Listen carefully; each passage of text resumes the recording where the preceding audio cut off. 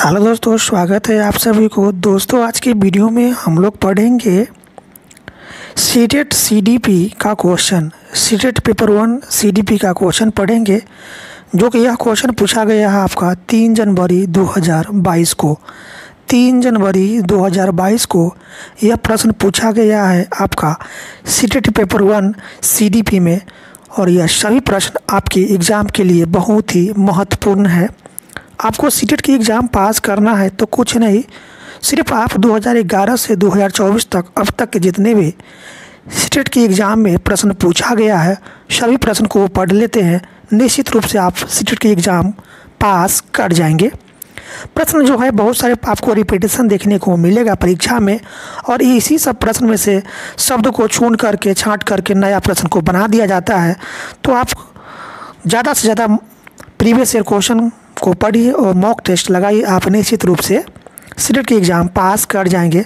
तो हम आपके लिए लेकर आया हूं आज इस वीडियो में 3 जनवरी 2022 को सीटेट पेपर 1 में, ठीक है, सीटेट पेपर 1 में जो सीडीपी से जो प्रश्न पूछा गया था आपका एग्ज़ाम में, वह सभी प्रश्न सीडीपी का प्रश्न आज हम पढ़ेंगे।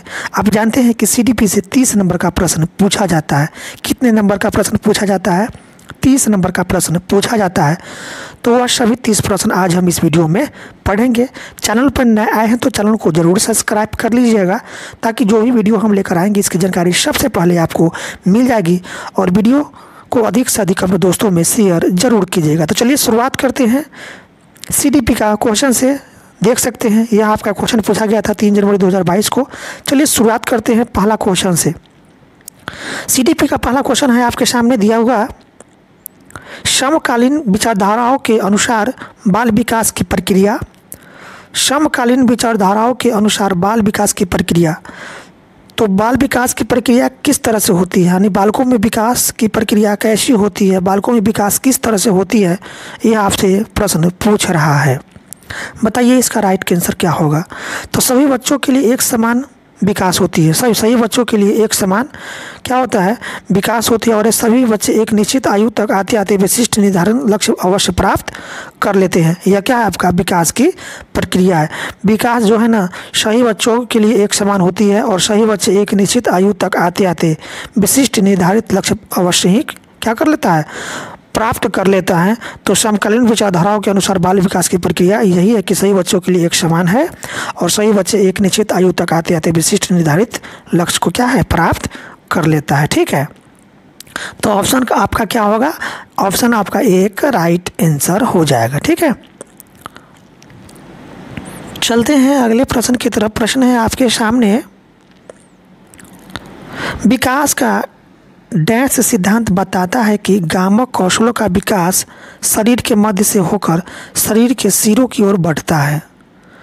देखिए, मानव शरीर में उसके अंगों का विकास क्या है, बेतरतीब ढंग से नहीं होता है। ठीक है, मानव शरीर में अंगों का जो विकास होता है एक क्रम में नहीं होता है, यह एक निश्चित अनुक्रम में होता है। ठीक है, जो विकास के माध्यम और समय के कारण अलग अलग व्यक्ति में भिन्न भिन्न हो सकता है। ठीक है, यानी विकास का जो क्रम होता है, विकास जो होता है ना, एक क्रम में नहीं होता है, एक निश्चित क्रम में नहीं होता है। विकास जो होता है सो ये एक निश्चित अनुक्रम में होता है, जो विकास के माध्यम और समय के कारण प्रत्येक व्यक्ति में क्या होता है, अलग अलग विकास होती है। ठीक है, विकास की जो क्रिया होती है प्रत्येक व्यक्ति में अलग अलग होती है। ठीक है, तो यहाँ पर पूछ रहा है कि विकास का डैश सिद्धांत बताता है कि गामक कौशलों का विकास शरीर के मध्य से आरंभ होकर के शरीर के सिरों की ओर बढ़ता है।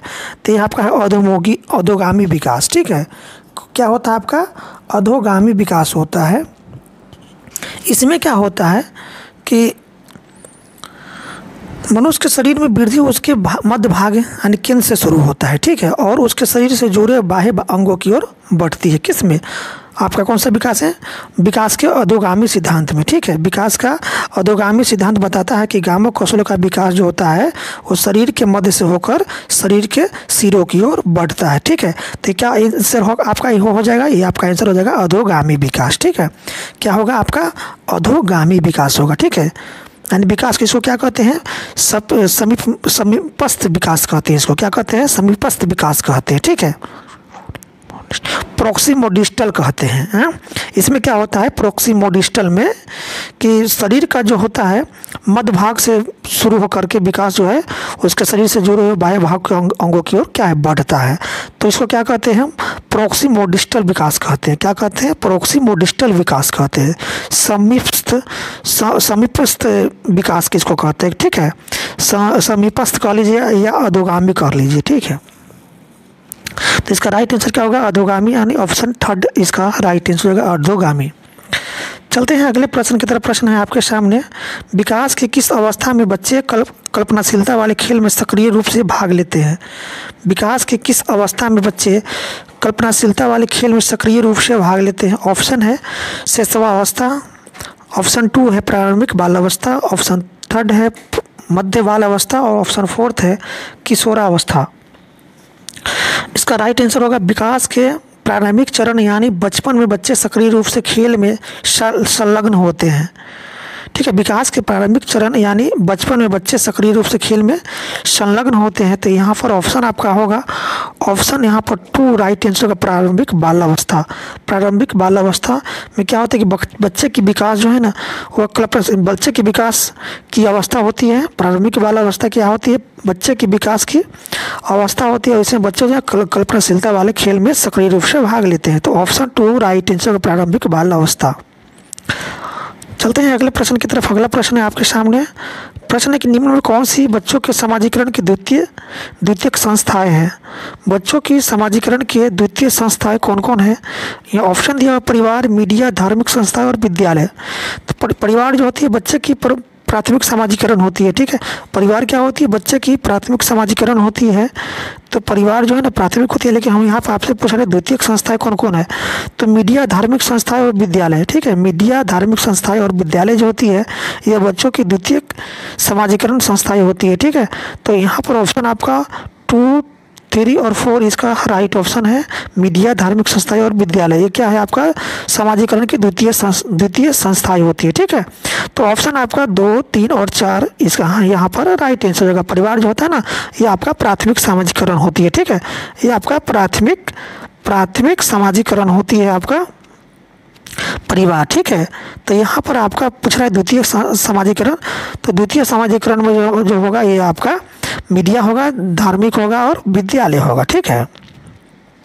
चलते हैं अगले प्रश्न की तरफ। अगला प्रश्न है आपके सामने। प्रश्न की रुचि को 3 पेंसिल दिखाई जाती है, ठीक है। रुचि को कितने पेंसिल दिखाई जाती है 3 पेंसिल दिखाई जाती है। वह देखती है कि पेंसिल ख से बड़ी है। जब रुचि को 3 पेंसिलें दिखाई जाती है तो वह देखती है कि पेंसिल क जो है पेंसिल ख से क्या है बड़ी है और पेंसिल ग से बड़ी है, ठीक है। पेंसिल ख जो है ग से बड़ी है, ठीक है।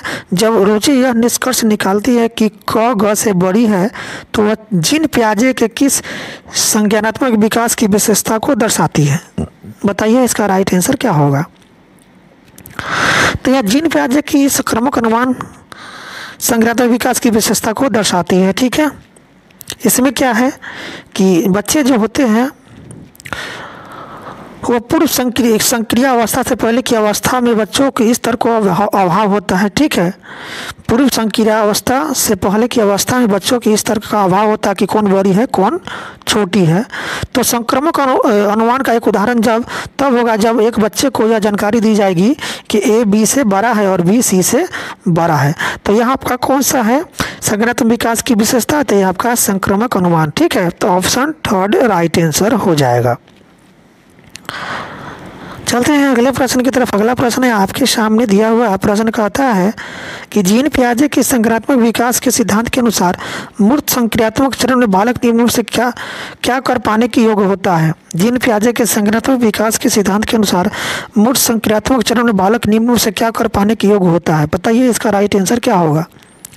तो देखिए जीन पियाजे के संक्रियात्मक विकास के सिद्धांत के अनुसार मूर्त संक्रियात्मक चरण में बालक जो है आपका प्रतिवर्तक की अवधारणा को क्या करता है। प्रतिवर्तक की अवधारणा को एक मानसिक क्रिया जो घटनाओं के अनुक्रम को उलट देता है या बदली हुई स्थिति को मूल स्थिति में क्या करता है, पुनर्स्थापित करता है। ठीक है, तो ऑप्शन आपका एक राइट आंसर यही हो जाएगा, प्रतिवर्तन। ठीक है, जीन पियाजे के संज्ञानात्मक विकास के सिद्धांत के अनुसार मूर्त संक्रियात्मक चरण में बालक जो है ना, ये आपका क्या करता है, प्रतिवर्तन के योग हो जाता है। तो ऑप्शन एक राइट आंसर होगा, प्रतिवर्तन। चलते हैं अगले प्रश्न की तरफ। अगला प्रश्न आपके सामने दिया हुआ है। प्रश्न कहता है कि निम्न में से कौन सा चरण लॉरेंस कोहलबर्ग द्वारा दिए गए नैतिक विकास के सिद्धांत में शामिल नहीं है। निम्न में कौन सा चरण जो है लॉरेंस कोहलबर्ग द्वारा दिए गए नैतिक विकास के सिद्धांत में शामिल नहीं है। तो ये आपका अपारंपरिक चरण जो होता है, ये आपका लॉरेंस कोहलबर्ग द्वारा दिए गए नैतिक विकास के सिद्धांत में शामिल नहीं है। ऑप्शन 2 राइट आंसर जगह अपारंपरिक चरण। चलते हैं अगले प्रश्न की तरफ। अगला प्रश्न आपके सामने है। प्रश्न कहता है कि एक अध्यापिका अपनी कक्षा के लिए लेव वाइगोत्स्की के सामाजिक संरचनावादी सिद्धांतों पर आधारित शिक्षण अधिगम प्रक्रिया तैयार करना चाहती है। ठीक है, एक अध्यापिका जो है अपनी कक्षा के लिए लेव वाइगोत्स्की के सामाजिक संरचनावादी सिद्धांत, ठीक है, सामाजिक संरचनावादी सिद्धांत यह किसने दिया था, लेव वाइगोत्स्की ने दिया था। ठीक है, कि बच्चे जो है ना संस्कृति को सामाजिक से क्या करते हैं, सीखते हैं। तो यहाँ पर लेव वाइगोत्स्की के सामाजिक संरचनावादी सिद्धांतों पर आधारित शिक्षण अधिगम प्रक्रिया तैयार करना चाहती है एक अध्यापिका। तो उसे निम्न में से किसके प्रयोग से बचना चाहिए, निम्न में से किसके प्रयोग से उसको बचना चाहिए, यहाँ पर आपसे पूछा जा रहा है। बताइए इसका राइट आंसर क्या होगा। तो इसका राइट आंसर आपका हो जाएगा अधिगम के आकलन के लिए मानकीकृत परीक्षाओं का इस्तेमाल। ठीक है, अधिगम के आकलन के लिए मानकीकृत परीक्षाओं का इस्तेमाल से बचना चाहिए अध्यापिका को। ठीक है, तो ऑप्शन 3 राइट आंसर हो जाएगा, अधिगम के आकलन के लिए मानकीकृत परीक्षाओं का इस्तेमाल करना। ठीक है, तो ऑप्शन क्या होगा, 3 इसका राइट आंसर हो जाएगा। अगला प्रश्न आपके सामने दिया हुआ है। प्रश्न कहता है कि लेव वाइगोत्स्की, ठीक है, लेव वाइगोत्स्की ने अपने सामाजिक संरचनावाद सिद्धांत में निम्न में से किसे विद्यार्थियों में अधिगम को सुसाध्य करने हेतु उपयुक्त बताया है। लेव वाइगोत्स्की ने अपने सामाजिक संरचनावाद सिद्धांत में निम्न में से किसे विद्यार्थियों में अधिगम को सुसाध्य हेतु उपयुक्त बताया है। बताइए इसका राइट आंसर क्या होगा। तो सहकर्मी सहयोगिता। ठीक है, क्या होगा, सहकर्मी सहयोगिता इसका राइट आंसर हो जाएगा। ठीक है, क्या होगा, सहयोगी सहयोगिता होगा इसका राइट आंसर। सामाजिक रचनावाद का विकास की अवधारणा सोवियत मनोवैज्ञानिक लेव वाइगोत्स्की द्वारा किया गया था। ठीक है, सामाजिक रचनावाद का विकास की अवधारणा किसके द्वारा किया गया था, तो सोवियत वैज्ञानिक कौन था आपका, लेव वाइगोत्स्की था, इनके द्वारा ही किया गया था सामाजिक रचनावाद विकास की अवधारणा। वाइगोत्स्की एक क्या था, संज्ञानात्मकवादी थे। वाइगोत्स्की कौन क्या थे, वाइगोत्स्की एक क्या थे, संज्ञानात्मकवादी थे। लेकिन उन्होंने पियाजे और पेरी जैसे संज्ञानात्मकवादियों द्वारा की गई धारणा को खारिज कर दिया था। ठीक है, वाइगोत्स्की ने किसके धारणा को खारिज कर दिया था, तो पियाजे और पेरी जैसे संज्ञानात्मकवादियों द्वारा दिया गया धारणा को क्या किया था, खारिज कर दिया था, और शिक्षा को उसके सामाजिक संदर्भ से अलग करना संभव है। ठीक है, वाइगोत्स्की के अनुसार वास्तविक विकास का असर विकास का वह स्तर है जिस पर शिक्षार्थी पहले ही पहुंच चुका है और स्वतंत्र रूप से समस्या को हल करने में सक्षम होता है। ठीक है, तो यहाँ पर लेव वाइगोत्स्की ने बताया था कि बच्चों जो है ना सामाजिक और सांस्कृतिक पर क्या है वातावरण से भी सीखते हैं। तो यहाँ पर क्या है कि आपका क्वेश्चन कह रहा था कि लेव वाइगोत्स्की ने अपना सामाजिक संरचनावाद सिद्धांत में निम्न से विद्यार्थियों के अधिगम को सुसाध्य करने हेतु उपयुक्त बताया था आपका, तो सहकर्मी सहयोगिता बताया था। क्या बताया था आपका, सहकर्मी सहयोगिता बताया था। ऑप्शन 1 राइट आंसर होगा, सहकर्मी सहयोगिता। चलते हैं अगले प्रश्न की तरफ। अगला प्रश्न आपके सामने है। प्रश्न दिया हुआ है। प्रश्न कहता है कि किसी प्रगतिवादी कक्षा के बारे में एक अध्यापिका का क्या विश्वास होना चाहिए। किसी प्रगतिवादी कक्षा के बारे में एक अध्यापिका का क्या विश्वास होना चाहिए। ऑप्शन में दिया हुआ है कक्षा हमेशा कठोर नियंत्रण में रहे और सिर्फ अध्यापक को निर्देश देना चाहिए। नहीं, कक्षा हमेशा कठोर नियंत्रण में नहीं होनी चाहिए। कक्षा क्या होना चाहिए, बच्चे पर आधारित लचीलापन होना चाहिए। अधिगम केवल कक्षा में ही होती है, ये नहीं जरूरी नहीं कि अधिगम केवल कक्षा में ही होती है। बच्चे जो है ना अपने समाज से, परिवार से भी सीखते हैं। तो अधिगम केवल कक्षा में ही होती है ऐसा बात तो नहीं है। तो ये तो नहीं होगा। कक्षा में विद्यार्थी अपने साथ विविध प्रकार के संबंध, समृद्ध अनुभव लाते हैं। हाँ, सही बात है कि कक्षा में जो विद्यार्थी जो आते हैं तो अपने परिवार से ही, अपनी क्या है, भाषा से लैस होते हैं। ठीक है, बच्चे जब विद्यालय में आते हैं तो कुछ ना कुछ अपने साथ लेकर आते हैं। ठीक है, कुछ ना कुछ क्या है अपने साथ को लेकर आते हैं।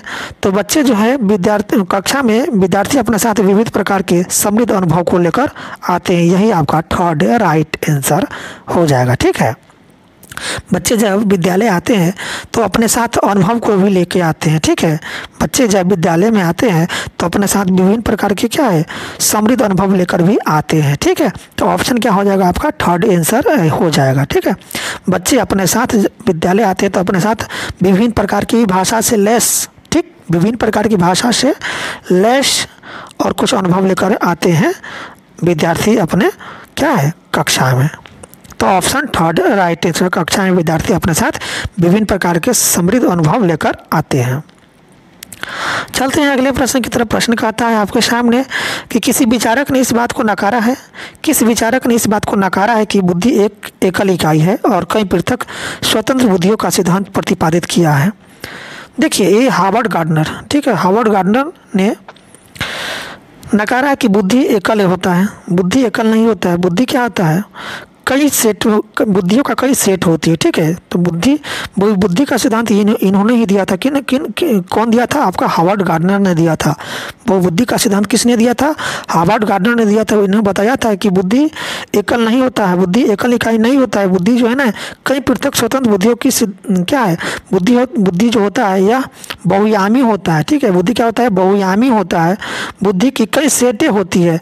तो इन्होंने एकल बुद्धि क्या है, एकल बुद्धि इकाई को नकारा था और इन्होंने क्या है, स्वतंत्र बुद्धियों का सिद्धांत दिया था। कौन, आपका हार्वर्ड गार्डनर ने दिया था। किसने दिया था, हार्वर्ड गार्डनर ने दिया था। ठीक है, तो ऑप्शन क्या हो जाएगा आपका, ऑप्शन थर्ड राइट आंसर हो जाएगा, हार्वर्ड गार्डनर। ठीक है,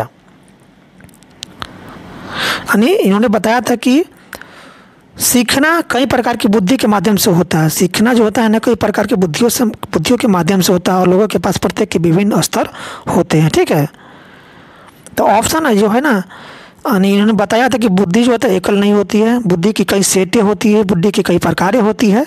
तो इन्होंने ही बहुबुद्धि सिद्धांत दिया था कि बुद्धि जो होता है ना, बुद्धि की कई सेटें होती है, बुद्धि एकल नहीं होती है। बुद्धि जो है ना, बुद्धि की कई सेट होती है। तो इन्होंने ही क्या है, बहुबुद्धि का क्या दिया था, सिद्धांत दिया था। बुद्धि बहुआयामी होती है, बुद्धि की कई सेटें होती है, बुद्धि कई भिन्न भिन्न प्रक्रिया में क्या है, पाई जाती है। तो बुद्धि की कई सेटें होती है। तो इन्होंने यही प्रतिपादित किया था, आपका स्वतंत्र बुद्धि का सिद्धांत इन्होंने ही दिया था। बहुआयामी क्या है, बहुआयामी बुद्धि का सिद्धांत इन्होंने ही दिया था। कौन, आपका हार्वर्ड गार्डनर ने दिया था। तो ऑप्शन आपका टू राइट आंसर होगा, हार्वर्ड गार्डनर। इन्होंने क्या किया, बुद्धि एकल इकाई को क्या किया, नकार दिया था। ठीक है, कि बुद्धि की एक सेट होती है, नहीं, बुद्धि जो होती है यह कई सेटों में पाया जाता है। तो इन्होंने एकल बुद्धि का क्या है, एकल बुद्धि सिद्धांत को नकार करके इन्होंने बहुआयामी बुद्धि क्या है, बहुआयामी बुद्धि सिद्धांत को क्या किया था, आपका प्रतिपादित किया था। कौन, आपका हार्वर्ड गार्डनर ने। तो ऑप्शन आपका टू राइट आंसर होगा, हार्वर्ड गार्डनर। चलते हैं अगले प्रश्न की तरफ। अगला प्रश्न आपके सामने है। प्रश्न कहता है कि खिलौने के रूप में गुड़िया मिलने पर रोहन की प्रतिक्रिया थी, मुझे यह खिलौना पसंद नहीं है। खिलौने के रूप में गुड़िया मिलने पर रोहन की प्रतिक्रिया थी कि मुझे यह खिलौना पसंद नहीं है क्योंकि लड़के गुड़ियों से नहीं खेलते हैं। यह किसका उदाहरण है, तो यह जेंडर रूढ़िवादिता का क्या उदाहरण है। किसका उदाहरण है, आपका जेंडर रूढ़िवादिता का उदाहरण है। ऑप्शन थर्ड राइट आंसर हो जाएगा, जेंडर रूढ़िवादिता। चलते हैं अगले प्रश्न की तरफ। अगला प्रश्न है आपके सामने। प्रश्न दिया हुआ प्रश्न कहता है कि एक शिक्षक 1 महीना की अवधि के अंतराल में विद्यार्थियों को निबंध लेखन के लिए कई ड्राफ्ट लिखने के लिए सहयोग देता है। यदि यह शिक्षक प्रत्येक विद्यार्थी के सभी ड्राफ्ट को ध्यान में रखता है और उन सभी ड्राफ्ट पर काम करने की प्रक्रिया को भी मान्यता देता है तो इस प्रकार के मूल्यांकन को क्या कहेंगे। तो इस प्रकार के मूल्यांकन को हम कहेंगे आपका रचनात्मक मूल्यांकन। ऑप्शन थर्ड राइट आंसर हो जाएगा, रचनात्मक। चलते हैं अगले प्रश्न की तरफ। प्रश्न है आपके सामने दिया हुआ। प्रश्न कहता है, प्रश्न है आपके सामने कि एक बहुभाषी कक्षा में शिक्षक हो तो एक बहुभाषीय कक्षा में शिक्षक को क्या करना चाहिए। तो एक बहुभाषीय कक्षा में शिक्षक को भाषाओं की विविधता के बारे में जागरूक लाना चाहिए। ठीक है, एक बहुभाषी कक्षा में शिक्षक को क्या करना चाहिए, तो बहुभाषी भाषाओं की विविधता के बारे में जागरूकता लानी चाहिए और विद्यार्थियों को पसंद अनुसार भाषा को इस्तेमाल करने की अनुमति देना चाहिए एक शिक्षक को बहुभाषीय कक्षा में। ठीक है, तो ऑप्शन थर्ड आपका राइट आंसर हो जाएगा। एक बहुभाषीय कक्षा में शिक्षक को क्या करना चाहिए, तो सही भाषाओं की विविधता के बारे में जागरूक करना चाहिए और विद्यार्थियों को अपने पसंद अनुसार भाषा का इस्तेमाल करने की क्या देना चाहिए, अनुमति देनी चाहिए। तो ऑप्शन थर्ड आपका राइट आंसर हो जाएगा। चलते हैं अगले प्रश्न की तरफ। अगला प्रश्न आपके सामने है। प्रश्न कहता है कि राष्ट्रीय शिक्षा नीति 2020 के अनुसार, ठीक है, राष्ट्रीय शिक्षा नीति जो 2020 के अनुसार शिक्षा को केवल पूर्व निर्धारित विषय वस्तु पर केंद्रित होना चाहिए। ठीक है, शिक्षा कैसे होना चाहिए, पूर्व निर्धारित विषय वस्तु पर केंद्रित होना चाहिए। उसके बाद समस्या समाधान पर केंद्रित होना चाहिए। थर्ड ऑप्शन है अधिगमकर्ताओं में संरचनात्मक चिंतन का विकास करना चाहिए और फोर्थ ऑप्शन है अन्वेषण निर्धारित और खोज आधारित होनी चाहिए। अब बताइए इसका राइट आंसर क्या होगा। राष्ट्रीय शिक्षा नीति 2020 क्या कहता है, शिक्षा किस तरह होनी चाहिए, शिक्षा कैसा होना चाहिए। तो देखिए, राष्ट्रीय शिक्षा नीति 2020 के अनुसार शिक्षा को केवल पूर्व निर्धारित विषय पर केंद्रित होनी चाहिए। ठीक है, और क्या होना चाहिए, तो अधिगमकर्ताओं में समालोचनात्मक चिंतन का विकास करना चाहिए। ठीक है, थर्ड और क्या होना चाहिए, अन्वेषण निर्धारित और खोज आधारित होना चाहिए। ठीक है, अन्वेषण निर्धारित और खोज पर आधारित होना चाहिए शिक्षा। ऑप्शन आपका 1, 3 और 4 इसका राइट आंसर हो जाएगा। राष्ट्रीय शिक्षा नीति 2020 के अनुसार शिक्षा जो है ना, केवल पूर्व निर्धारित विषय वस्तु पर केंद्रित होनी चाहिए और अधिगमकर्ताओं में समालोचनात्मक चिंतन का विकास करना चाहिए और अन्वेषण निर्धारित और खोज आधारित होनी चाहिए। शिक्षा कैसा होना चाहिए, अन्वेषण आधारित और खोज पर आधारित होनी चाहिए। तो ऑप्शन आपका 1, 3 और 4 राइट आंसर हो जाएगा। तो 1, 3 और 4 आपका जो है ना किस ऑप्शन में, ऑप्शन 1 में है। ऑप्शन 1 राइट आंसर हो जाएगा। चलते हैं अगले प्रश्न की तरफ। अगला प्रश्न है आपके सामने दिया हुआ। प्रश्न कहता है, प्रश्न के पाठ्यक्रम को जल्दी पूरा करने के लिए, ठीक है, पाठ्यक्रम को जल्दी पूरा करने के लिए एक शिक्षिका हमेशा अपनी पसंद के ही कुछ बच्चों के उत्तर पूछ लेती है। शिक्षिका द्वारा किया गया यह कार्य। तो देखिए, पाठ्यक्रम को जल्दी पूरा करने के लिए एक शिक्षिका हमेशा अपनी पसंद के ही कुछ बच्चों से उत्तर पूछ लेती है, यानी अपना पसंद से ही क्या करती है, उत्तर को पूछती है। अपना पसंद से ही कुछ उत्तर पूछती है शिक्षिका। तो शिक्षिका द्वारा किया गया यह कार्य कैसा होगा, बताइए इसका राइट आंसर। तो शिक्षिका द्वारा यह किया गया कार्य विद्यार्थियों को समान अवसर की उपलब्धता से वंचित करता है। शिक्षिका को अपने मन पसंद के क्वेश्चन नहीं पूछना है, बच्चे को उसको प्रश्न पूछने के लिए क्या है, उसको अवसर देना है, न कि शिक्षिका को खुद अपने पढ़ना है। ठीक है, कोई भी शिक्षक हो या शिक्षिका बच्चों को पढ़ने के लिए उसको क्या है, अवसर देना है, ना कि खुद को अपना पसंद का क्वेश्चन पढ़े और उसका खुद के पसंद का प्रश्न को पूछे। तो यह क्या है, विद्यार्थियों को समान अवसर की उपलब्धता से क्या करता है, वंचित करता है। ठीक है, एक शिक्षक का कर्तव्य होता है कि बच्चे को प्राथमिक स्तर के जो शिक्षक का यह कर्तव्य होता है कि बच्चे को सीखने के लिए अधिक से अधिक क्या है, अवसर दे। ठीक है, बच्चे को ही सीखने के अवसर दे। ये नहीं कि शिक्षक ही अपने मन से कोई उत्तर पूछे बच्चे से, तो इससे क्या होगा कि बच्चों की जो है ना अवसर की उपलब्धता से क्या होगा, वंचित हो जाएगा। ठीक है, यानी शिक्षक को अधिक से अधिक बच्चों को सीखने के लिए क्या है, अवसर देना है। ठीक है, क्या देना है, अवसर देना है।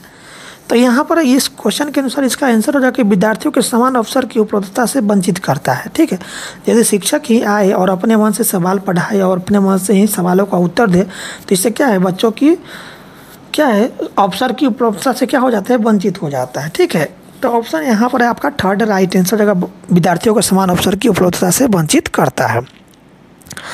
चलते हैं अगले प्रश्न की तरफ। अगला प्रश्न आपके सामने है। प्रश्न कहता है कि गुणज वैफल्य से जुड़ते छात्र के समावेशन हेतु निम्नों से क्या महत्वपूर्ण है। गुणज वैफल्य, ठीक है, गुणज वैफल्य जिसको हम डिसकैलकुलिया कहते हैं, तो गुणज वैफल्य से जूझते छात्र के समावेशन हेतु निम्नों से क्या महत्वपूर्ण है, बताइए इसका आंसर। तो विद्यार्थियों को दृश्य आधारित परिकलन यानी कैलकुलेटर और गणित संबंधी प्रयोज्यता उपलब्ध करवाना। ठीक है, जो जिस बच्चे में गुणज वैफल्य यानी डिस्कैलकुलिया है, उस बच्चों को सीखने के लिए क्या उपलब्ध करवाना है? तो विद्यार्थियों को दृश्य आधारित परिकलन यानी कैलकुलेटर, ठीक है, कैलकुलेटर और गणित संबंधित प्रयोज्यता उपलब्ध करवाना है। ऑप्शन 2 राइट आंसर हो जाएगा।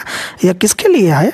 तो जो बच्चे डिस्कैलकुलिया यानी जो गुणज वैफल्य में यानी भाग गुना जोड़ घटाव करने में क्या है, बच्चे जो है ना जूझते हैं, कठिनाई महसूस करते हैं, जोड़ नहीं पाते, घटा नहीं पाते हैं, उसके लिए बच्चे के लिए कक्षा में क्या उपलब्ध करवाना चाहिए?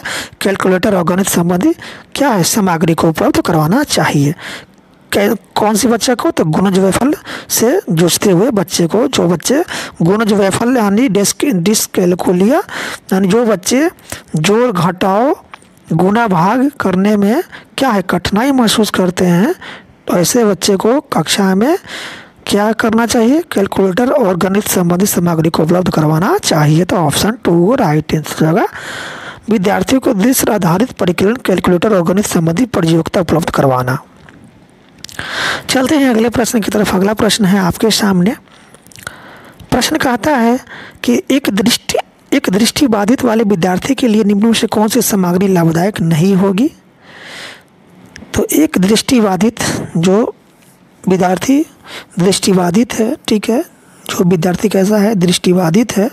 जो विद्यार्थी आँख से नहीं देख सकता है उसके लिए कक्षा में कौन सी सामग्री उपलब्ध कराना लाभदायक नहीं होगी? उस बच्चे के लिए कौन सी चीज़ों को उपलब्ध कराना कक्षा में उपयोगी नहीं होगी?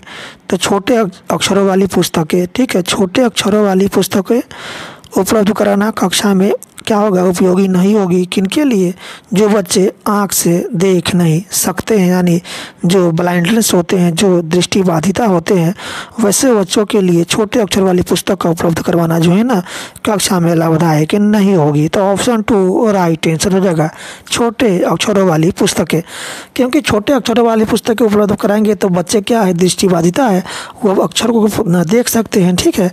तो इसके लिए बच्चों के लिए, वैसे बच्चों के लिए स्पर्शिक ग्लोब, ठीक है, जिसको छूकर पढ़ सकता है, समझ सकता है, दृश्यपट पठन सॉफ्टवेयर, ठीक है, दृश्यपट पठन सॉफ्टवेयर जिसको क्या है वो देखकर क्या है वैसा सॉफ्टवेयर जिससे क्या है उसको क्या है दिखाई दे सके। और ब्रेल लिपि वाली पुस्तकें किसके लिए? दृष्टिबाधिता वाले विद्यार्थियों के लिए, ठीक है। तो ऑप्शन जो है आपका एक राइट आंसर जगह, छोटे अक्षरों वाली पुस्तकों उपलब्ध नहीं करवाना चाहिए वैसे बच्चों को जो क्या है दृष्टिबाधिता है। तो ऑप्शन 2 राइट आंसर हो जाएगा, छोटे अक्षरों वाली पुस्तकें। चलते हैं अगले प्रश्न की तरफ। अगला प्रश्न है आपके सामने दिया हुआ प्रश्न कहता है कि कथन ए दिया हुआ है, ठीक है, कथन ए दिया हुआ है भाषा शिक्षण के दौरान, ठीक है, भाषा शिक्षण के दौरान एक अध्यापिका की लिखित सामग्री के साथ साथ श्रवण पुस्तकें भी उपलब्ध करवानी चाहिए, ठीक है। भाषा शिक्षण के दौरान एक अध्यापिका की, ठीक है, एक अध्यापिका को लिखित सामग्री के साथ साथ श्रवण पुस्तकें भी उपलब्ध करवानी चाहिए। एक कथन एक है। इस कथन का तर्क आर दिया हुआ है कि प्रस्तुतिकरण के विविध विकल्प विभिन्न अधिगमकर्ताओं की ज़रूरतों को पूरा कर पाते हैं। प्रस्तुतिकरण के विविध विकल्प जो होता है ना, विभिन्न अधिगमकर्ताओं की ज़रूरतों को क्या करता है? पूरा करता है। जैसे कि पठन विकारों से जूझते विद्यार्थी, ठीक है, जैसे कि पठन विकारों से जूझते विद्यार्थी। तो देखिए, जो पठन विकार से जूझते हुए विद्यार्थी है उसके लिए श्रवण पुस्तकें भी उपलब्ध करानी चाहिए। ये तो सही कथन है। और इसका तर्क है कि प्रस्तुतिकरण के विविध विकल्प विभिन्न अधिगमकर्ताओं की जरूरतों को पूरा कर पाता है। तो देखिए, तर्क जो है ना, आपका कथन ए और आर दोनों सही है। कथन ए और आर दोनों सही है और आर ए की सही व्याख्या करता है। मान लिया जाए कि कोई बच्चे जो है दृष्टिबाधिता है, ठीक है, तो उसके लिए ब्रेल लिपि का क्या है प्रयोग करना है कक्षा में, ठीक है। किस लिपि का? ब्रेल लिपि का प्रयोग करना है कक्षा में। इससे क्या होता है कि विद्यार्थी जो है छू कर उसको पढ़ सकता है ब्रेल लिपि के माध्यम से। तो यहाँ पर देखा जाए तो कथन जो कहता है आपका कि भाषा शिक्षण के दौरान एक अध्यापिका की लिखित सामग्री के साथ साथ श्रवण का भी पुस्तक रखना चाहिए। और इसका तर्क था कि प्रस्तुतिकरण के विविध विकल्प विभिन्न अधिगमकर्ताओं की जरूरतों को पूरा करता है, जैसे कि पठन विकारों से जूझते विद्यार्थी। तो यहाँ पर कथन ए और आर दोनों सही है, ठीक है। यहाँ पर कथन ए और आर क्या है, दोनों सही है और आर ए की सही व्याख्या करता है। कक्षा में वैसे विद्यार्थी जो पढ़ने में कठिनाई महसूस करता है उसके लिए क्या करना चाहिए, तो सीखने के लिए विभिन्न प्रकार की क्या करना चाहिए, उसके सामग्री को उपलब्ध करवाना है कक्षा में, और साथ साथ क्या है, श्रवण पुस्तकें भी उपलब्ध करवाना है। तो यहाँ पर ए और आर दोनों सही कथन है आपका, और आर जो है ना ए की सही व्याख्या करता है। चलते हैं अगले प्रश्न की तरफ। अगला प्रश्न है आपके सामने, प्रश्न दिया हुआ है। प्रश्न कहता है एक सृजनात्मक बालक में निम्न में से कौन से गुण मौजूद होंगे। एक सृजनात्मक बालक में निम्न में से कौन सा गुण मौजूद होंगे, बताएंगे इसका राइट आंसर। तो यहाँ पर दिया हुआ है आपका कथन है औपचारिक चिंतन, अभिसारी चिंतन, अमूर्त चिंतन की योग्यता और नवीन महत्वपूर्ण उत्पादों की योग्यता। इन चारों ऑप्शन में से कौन सा सही गुण होगा बच्चों में, एक सृजनात्मक बालक में कौन सा गुण मौजूद होगा, बताइए। तो देखिए एक सृजनात्मक बालक में जो गुण मौजूद होगा ये आपका होगा औपचारिक चिंतन, ठीक है। उसके बाद होगा आपका अमूर्त चिंतन की योग्यता, और उसके बाद होगा आपका नवीन महत्वपूर्ण उत्पादों की योग्यता। ये सभी जो है गुण होता है आपका सृजनात्मक बालक में, ठीक है। तो ऑप्शन आपका 1, 3 और 4 ये आपका राइट कथन है। तो 1, 3 और 4 आपका किस ऑप्शन में, ऑप्शन 2 थर्ड में, ऑप्शन थर्ड राइट आंसर हो जाएगा। एक सृजनात्मक बालक में ये सभी गुण मौजूद होता है। एक सृजनात्मक बालक में कौन कौन सा गुण मौजूद होता है, तो औपचारी चिंतन होती है, उसके बाद अमूर्त चिंतन की योग्यता होती है, उसके बाद नवीन महत्वपूर्ण उत्पादों की योग्यता होती है। तो ऑप्शन आपका थर्ड राइट आंसर हो जाएगा। चलते हैं अगले प्रश्न की तरफ। अगला प्रश्न है आपके सामने दिया हुआ है। प्रश्न कहता है कथन एक कक्षा में मूल्यांकन के लिए शिक्षकों को विविध विधियों का प्रयोग करना चाहिए। कथन एक दिया हुआ है कक्षा में मूल्यांकन के लिए शिक्षकों को विविध विधियों का प्रयोग करना चाहिए, ठीक है। कक्षा में मूल्यांकन के लिए एक शिक्षक को क्या है, विविध विधियों का प्रयोग करना चाहिए। अब इस कथन का कारण आर दिया हुआ है। एक कक्षा में बच्चे की सफलता और असफलता को केवल पेपर पेंसिल परीक्षा के द्वारा सही और पूर्ण रूप नहीं निर्धारित किया जा सकता है। एक कक्षा में बच्चे की सफलता और असफलता को केवल पेपर पेंसिल परीक्षा के द्वारा सही और पूर्ण रूप से नहीं निर्धारित किया जा सकता है। तो देखिए यहाँ पर ए और आर दोनों सही कथन है आपका, ठीक है। ए और आर जो है ना आपका दोनों सही है, और आर ए की सही व्याख्या करता है कि बच्चे यदि असफल हो रहे हैं तो इसका मतलब ये नहीं कि केवल पेपर और पेंसिल परीक्षा द्वारा ही इसको आप निर्धारित कर सकते हैं कि बच्चे नहीं लिखा है तो वह असफल हो गया। बच्चे असफलता के कारण यहाँ एक भी है कि एक कारण यह भी है कि वहाँ की शिक्षा व्यवस्था सही ना हो, ठीक है।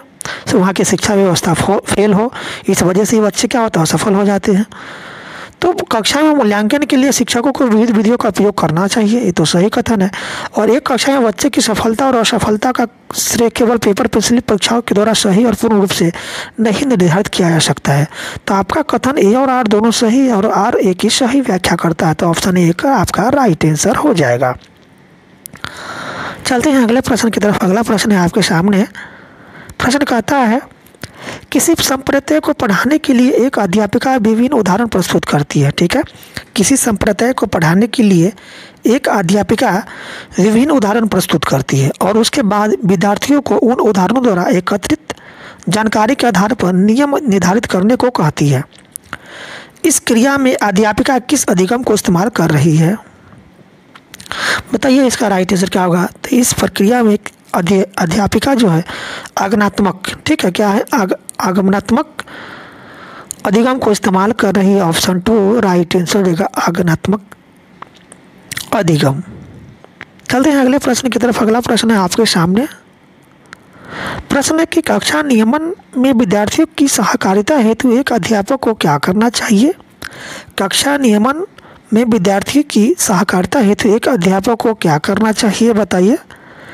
तो एक अध्यापक को जो है मानदंडों और नियमों को स्थापित करते समय विद्यार्थियों की सहभागिता करनी चाहिए। ऑप्शन 4 आपका राइट आंसर हो जाएगा। चलते हैं अगले प्रश्न की तरफ। अगला प्रश्न है आपके सामने, वह विकल्प चुनिए जो उन संदर्भों का सही चुनाव करता है जिनमें बच्चों के लिए अधिगम हो पाता है। वह विकल्प चुनिए जो उन संदर्भों का सही चुनाव करता है जिनमें बच्चों के लिए अधिगम हो पाता है।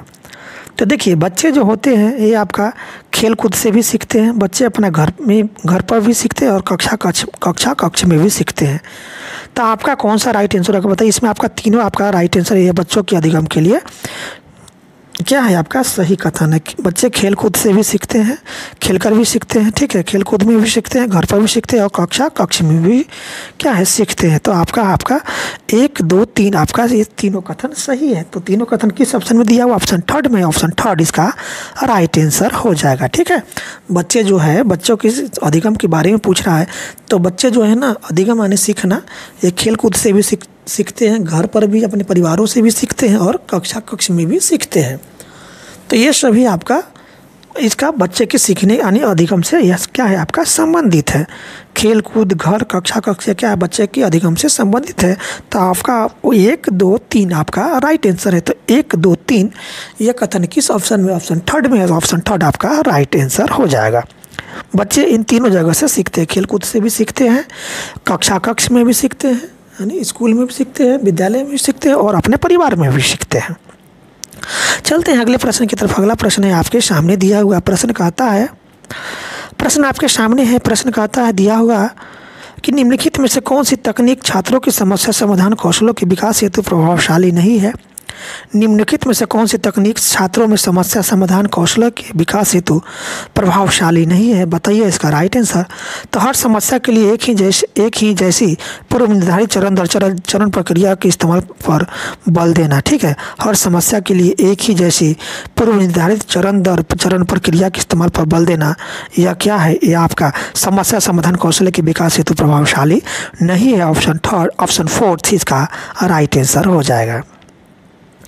चलते हैं अगले प्रश्न की तरफ। अगला प्रश्न है आपके सामने, प्रश्न दिया हुआ है, प्रश्न कहता है आपके सामने है, प्रश्न कहता है कि निम्न में कौन सा एक संरचनावादी कक्षा का अभिलक्षण है। निम्न में से कौन सा एक संरचनावादी कक्षा का अभिलक्षण होगा, बताइए इसका राइट आंसर। तो कक्ष में बच्चों के पिछले अनुभवों का उपयोग नए ज्ञान की रचना के लिए किया जाना। ठीक है, कक्ष में बच्चों के पिछले अनुभव का उपयोग नए ज्ञान की रचना के लिए किया जाना, ये आपका संरचनावादी कक्षा का अभिलक्षण होनी चाहिए। ऑप्शन 4 राइट आंसर हो जाएगा।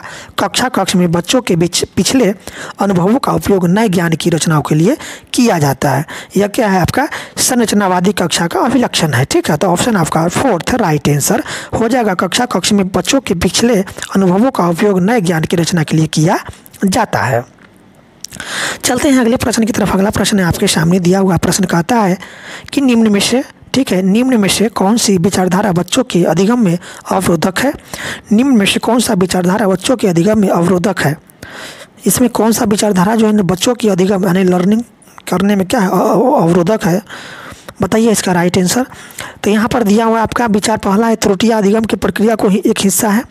त्रुटियां अधिगम की प्रक्रिया का ही एक हिस्सा है। दूसरा कथन है, अधिगमकर्ताओं के लिए त्रुटियां करना एक लज्जाजनक कार्य है।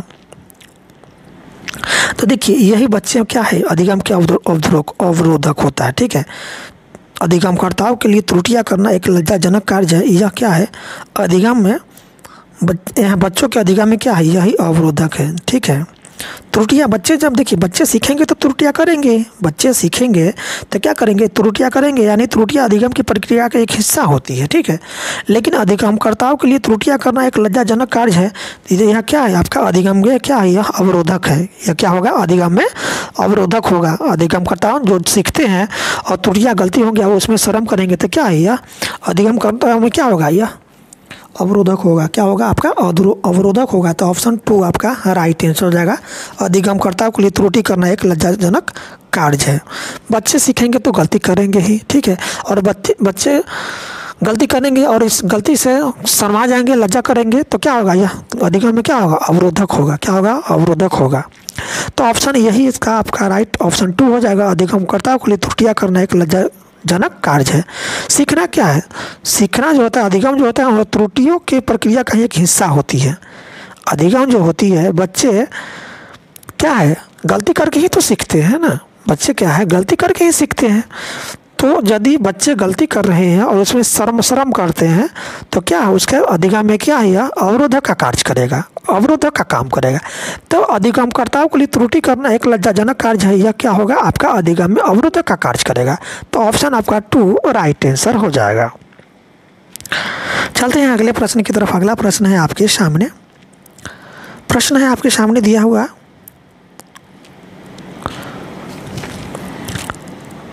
प्रश्न कहता है कि निम्न में से कौन सा बाह्य अभिप्रेरणा का एक उदाहरण है, बताइए। बाह्य अभिप्रेरणा का कौन उदाहरण है, बताइए इसका राइट आंसर। तो देखिए, बाह्य अभिप्रेरणा का उदाहरण, नगद इनाम पाने हेतु रेयान एक परियोजना के लिए विभिन्न स्रोतों की खोज करता है। यह क्या है, बाह्य अभिप्रेरणा का उदाहरण है। ठीक है, यह क्या है, आपका बाह्य अभिप्रेरणा का उदाहरण है। कोई हमें इनाम दे रहा है, पैसा दे रहा है और उसके लिए हम क्या है, उस पर हम काम कर रहे हैं, तो क्या हुआ है, बाह्य अभिप्रेरणा हो गया। ठीक है, नगद इनाम पाने हेतु रेयान एक परियोजना के लिए विभिन्न स्रोतों से खोज करता है, तो क्या है, आपका बाह्य अभिप्रेरणा हो गया। क्या हो गया, बाह्य अभिप्रेरणा हो गया। ठीक है, तो यहाँ पर इसका राइट ऑप्शन 2 हो जाएगा। नगद इनाम पाने हेतु रेयान एक परियोजना के लिए विभिन्न स्रोतों से क्या है, खोज करता है। तो यह क्या है, आपका बाह्य अभिप्रेरणा का उदाहरण है। कोई हमें कहता है कि तुम इस काम को करो, इसके बदले में मैं तुमको पैसा दूंगा, तो यह अभिप्रेरणा क्या हो जाएगा, यह अभिप्रेरणा जो होगा ये आपका बाह्य अभिप्रेरणा होगा। ठीक है, हम किसी दूसरे के कहे हुए बात को हम कर रहे हैं, उस लालच को, किसी लालच के लिए हम काम कर रहे हैं। ठीक है, यानी पैसा, नगद कोई हमको पैसा दे रहा है, लालच दे रहा है, इनाम दे रहा है, और उस लालच इनाम पर हम किसी कार्य को कर रहे हैं, तो क्या हुआ, बाह्य अभिप्रेरणा हुआ। क्या हुआ, बाह्य अभिप्रेरणा हुआ। तो ऑप्शन आपका 2 राइट आंसर होगा। नगद इनाम पाने हेतु रेयान एक परियोजना के लिए विभिन्न स्रोतों से खोज करता है, यह एक बाह्य अभिप्रेरणा का उदाहरण है। ठीक है, तो ऑप्शन 2 राइट आंसर हो जाएगा। यदि हम किसी कार्य को लालचवश, ठीक है, लालचवश इनाम के तौर पर किसी कार्य को हम करते हैं, तो यह आपका बाह्य अभिप्रेरणा का उदाहरण होगी। चलते हैं अगले प्रश्न की तरफ। अगला प्रश्न है आपके सामने दिया हुआ है। प्रश्न कहता है कि कोविड-19 महामारी के दौरान तनाव से विद्यार्थियों के प्रदर्शन को नकारात्मक रूप से प्रभावित किया है। यह निम्नलिखित में से किस प्रकार के संबंध को स्पष्ट करता है। कोविड-19 महामारी के दौरान तनाव ने विद्यार्थियों के प्रदर्शन को नकारात्मक रूप से प्रभावित किया है। यह निम्नलिखित में से किस प्रकार के संबंध को स्पष्ट करता है। तो यह जो है संज्ञान और संवेग, ठीक है, संज्ञान और संवेग दोनों के संबंध को स्पष्ट करता है। ऑप्शन 2 राइट आंसर होगा, संज्ञान और संवेग। चलते हैं अगले प्रश्न की तरफ। और लास्ट प्रश्न है आपका है CTP का। प्रश्न है कि अधिगम अधिक सार्थक और प्रभावशाली होता है अगर वह मुख्यतः डैश हो। अधिगम अधिक सार्थक और प्रभावशाली होता है अगर वह मुख्यतः डैश हो, तो वह मुख्यतः स्वनिर्देशित हो। ठीक है, अधिगम कैसा हो, तो वह मुख्यतः स्वनिर्देशित हो। तो ऑप्शन आपका 4 राइट आंसर हो जाएगा। अधिगम अधिक सार्थक और प्रभावशाली होगा जब वह क्या होना चाहिए, स्व निर्देशित होनी चाहिए। ऑप्शन 4 आपका राइट आंसर हो जाएगा। तो दोस्तों, इस तरह से आपका जो CDP पेपर 1 में जो वर्ष आपका 3 जनवरी, ठीक है, कब 3 जनवरी 2022 को जो प्रश्न पूछा गया था आपका CDP पेपर 1 में, ठीक है, सीट पेपर 1 CDP से जो प्रश्न पूछा गया था वो सही प्रश्न समाप्त हुआ इस वीडियो में। दोस्तों, वीडियो अच्छी लगी तो वीडियो को अधिक से अधिक अपने दोस्तों में शेयर कीजिएगा। चैनल पर नए आए हैं तो चैनल को ज़रूर सब्सक्राइब कर लीजिएगा, ताकि जो भी वीडियो आएगी इसकी जानकारी सबसे पहले आपको मिल जाएगी। और अधिक से अधिक अपने दोस्तों में शेयर जरूर कीजिएगा। फिर मिलते हैं अगले ईयर की प्रीवियस ईयर क्वेश्चन के साथ। वीडियो देखने के लिए आपका बहुत बहुत धन्यवाद।